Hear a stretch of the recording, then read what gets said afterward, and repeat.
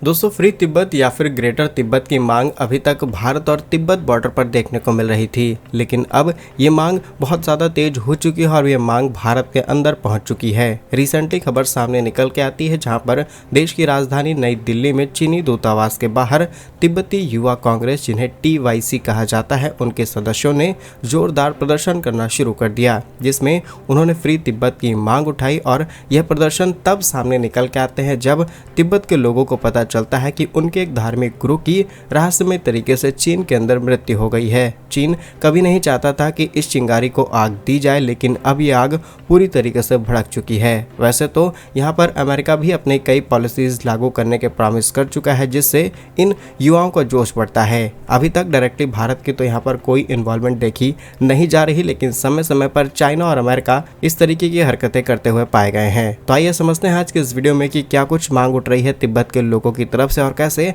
Bharat, China, America यहाँ पर तीनों ही इन्वॉल्व हैं। यदि आपको हमारा काम पसंद आए तो वीडियो को लाइक और चैनल को सब्सक्राइब जरूर कीजिएगा। तो दोस्तों, एक खबर सामने निकल के आती है 11 अप्रैल 2025 को करीब सुबह 10 बजे तिब्बती युवा कांग्रेस के दर्जनों कार्यकर्ता नई दिल्ली के चाणक्यपुरी क्षेत्र में स्थित चीनी दूतावास के बाहर एकत्र हो जाते हैं और एकत्र होने के बाद फ्री तिब्बत, चीन तिब्बत छोड़ो और न्याय दो जैसे आंदोलन शुरू किए जाते हैं। प्रदर्शनकारियों ने अपनी मांग तब तेज रखनी शुरू करी जब उन्हें पता चला कि तिब्बती धार्मिक गुरु, जिनका नाम था तुल्कु रिगजिन हंकर दोरजे, उनकी मृत्यु रहस्यमय तरीके से हो गई। और उनकी ये मृत्यु तिब्बत में नहीं बल्कि उनकी ये मृत्यु चीन के अंदर होती है। और इसी चीज को लेकर के इन लोगों का मानना है कि चीन की यह साजिश थी जिसे चीन दबाने की कोशिश कर रहा था। और तमाम मीडिया आउटलेट में छपी रिपोर्ट के मुताबिक प्रदर्शनकारियों ने तिब्बत के झंडे लहराए और बैनर द्वारा प्रदर्शन करने शुरू किए, जिनमें तिब्बत के मानवाधिकारियों का उल्लंघन और धार्मिक स्वतंत्रता का दमन को लेकर के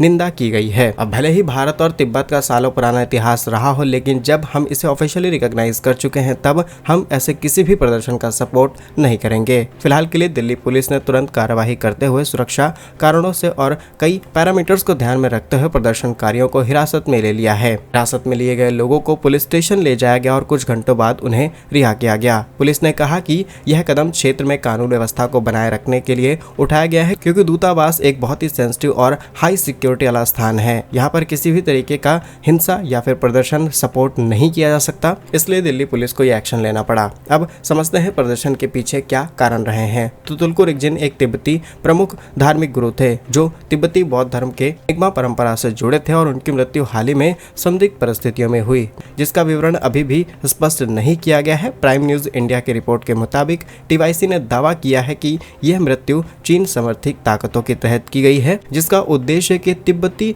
धार्मिक नेतृत्व को कमजोर किया जा सके। दूसरा कारण, चीन ने तिब्बत में सख्त नियंत्रण कानून लागू कर दिए हैं, जिसमें मठों के कम्युनिस्ट पार्टी के प्रति वफादारी की शपथ और दलाई लामा की छवियों को हटाने जैसे कदम शामिल हैं। हिंदुस्तान टाइम्स, फ्रीडम हाउस में छवि रिपोर्ट्स के मुताबिक 2024 में चीन ने तिब्बत में नए नियम लागू किए, जिससे मठ प्रशासकों को पार्टी के प्रति वफादारी अनिवार्य कर दी गई। और संयुक्त राष्ट्र में छपी रिपोर्ट के मुताबिक अनुमान लगाया गया है कि तिब्बत में करीब 1 मिलियन से भी अधिक बच्चे उनकी संस्कृति से अलग करने के लिए बोर्डिंग स्कूल भेजा जा रहा है। अब जहां एक तरफ चीन उनके कल्चर को खत्म करने की तैयारी कर रहा है, वहीं 700 से 800 मठ जो कि भारत के आसपास मौजूद हैं, भारत ने वहां पर एक नए नियम को अपने नई एजुकेशन के तहत प्रमोट करना शुरू किया है, ताकि लोगों को अपनी संस्कृति के बारे में पता चल सके। भारत की तरफ से इस कदम को बहुत ज्यादा सपोर्ट किया गया, लेकिन हम आपको ये भी बता दें कि चीन के अंदर हुई इस घटना के पीछे एक और बड़ा कारण है और वह है भारत। भारत में लगभग 85,000 तिब्बती शरणार्थी रहते हैं, जो कि 1960 में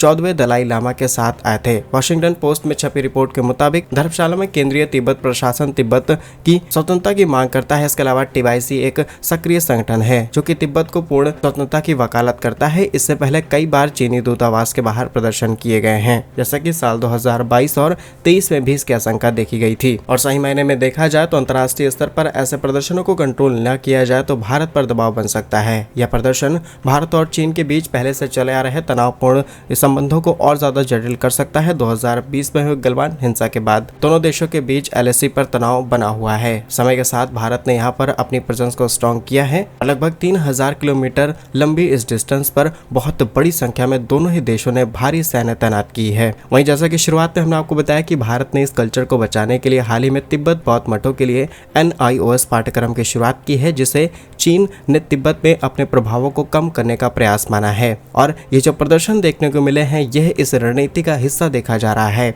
अब आपको सारी बात समझ में आ जाएगी कि यहाँ पर भारत के लिंक को आखिर किस तरीके से इन्वॉल्व किया जा रहा है। भारत ने सिर्फ NIOS के जरिए ये शुरुआत की है कि जो तिब्बत के लोग भारत के अंदर रहते हैं, जो उनके मठ हैं, वहाँ पर हम स्ट्रांगली उनके कल्चर के बारे में बता सकें, उनका देश का इतिहास कैसा रहा है, कैसे भारत के साथ संबंध रहे हैं, ये सारी चीज़ें उनको मॉडर्नाइज एजुकेशन के हिसाब से पुरानी चीज़ें भी बताई जा सकें। और इतिहास ज़रूरी है ताकि आने वाले समय में चीज़ें आपको और अच्छे से क्लियर हो जाएं। लेकिन चाइना इसे अपनी साजिश के तहत देखता है और चाइना समझता है कि भारत ये सब कुछ करके तिब्बत के लोगों में उनके खिलाफ एक नेगेटिव पर्सपेक्टिव जनरेट करने की कोशिश कर रहा है। और जैसा कि तिब्बत की घटना के बारे में तो आपको पता होगा, क्योंकि 7 अक्टूबर 1950 में चीनी पीपल्स लिबरेशन आर्मी ने तिब्बत पर आक्रमण किया और चामड़ों पर कब्जा कर लिया। 23 मई 1951 में 17 सूत्री समझौते पर दबाव में हस्ताक्षर करते हुए, जिसके तहत तिब्बत को चीन ने अपना हिस्सा बनाया। और 1959 में असफल विद्रोह के बाद 14वें दलाई लामा भारत भागे। करीब 80,000 तिब्बत शरणार्थी भारत आया और भारत ने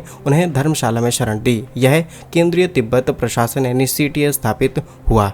वहीं अंतर्राष्ट्रीय कूटनीतियों की बात की जाए तो समय समय पर अमेरिका जैसी ताकतें भी यहां पर इन्वॉल्व रही हैं। रिपोर्ट्स के मुताबिक साल 2024 में अमेरिकी कांग्रेस ने रिजॉल्व तिब्बत एक्ट को पारित किया, जो तिब्बत के स्वशासन की मांग को समर्थन करता है। और इस बिल में लागू की गई मांग 9 अप्रैल 2025 तक जारी थी। भारत, संयुक्त राष्ट्र और अन्य वैश्विक मंचों पर तिब्बत के ऐतिहासिक स्वतंत्रता यानी कि 1913 से 1950 को उठा सकता है। इंटरनेशनल कमीशन ऑफ ज्यूरिस्टिक्स ने 1959 में तिब्बत की स्वतंत्रता को मान्यता दी, जिसे भारत समर्थन दे सकता है। वहीं भारत क्वाड देशों यानी कि अमेरिका, जापान और ऑस्ट्रेलिया के साथ मिलकर चीन पर कूटनीतिक दबाव बना सकता है। साल 2023 में क्वाड की बैठक में भारत की स्थिति मजबूत हुई और साल 2024 में इसका व्यापारिक प्रभाव करीब $1.2 ट्रिलियन तक पहुंच चुका है। भारत में साल 2018 तक करीब 85,000 तिब्बती शरणार्थी थे और भारत अगर चाहे तो किस तरीके से दबाव बना सकता है आसानी से, जहां पर भारत CTA को राजनीतिक और आर्थिक सहयोग दे सकता है। हाल ही में तिब्बत मठों के लिए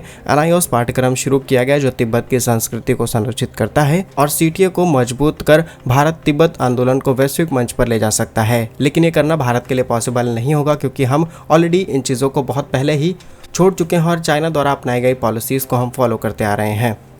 लेकिन क्या आपको लगता है कि जिस तरीके से मांग भारत के अंदर तेज हुई है, ये आगे चल के बढ़ेगी या फिर इसको यहीं पर समाप्त कर दिया जाएगा? क्योंकि तिब्बत के पास ना ही उतनी बड़ी पावर है, ना ही इंटरनेशनल प्रेजेंट, ना ही इंटरनेशनल लेवल पर कोई सपोर्ट है जहां पर वो इस तरीके का काम कर पाए। अब हो सकता है फ्यूचर में चीन पर दबाव बनाने के लिए अमेरिकी प्रशासन कुछ ऐसा काम करे जहाँ पर तिब्बत को फुल सपोर्ट किया जाए, तो ऐसे में भारत भी हाथ धो सकता है। बाकी क्या कुछ आपको लगता है कमेंट्स में जरूर बताइएगा। भारत कैसे ही वीडियोस पाने के लिए वीडियो को लाइक, चैनल को सब्सक्राइब जरूर कीजिए। वंदे मातरम, भारत माता की जय।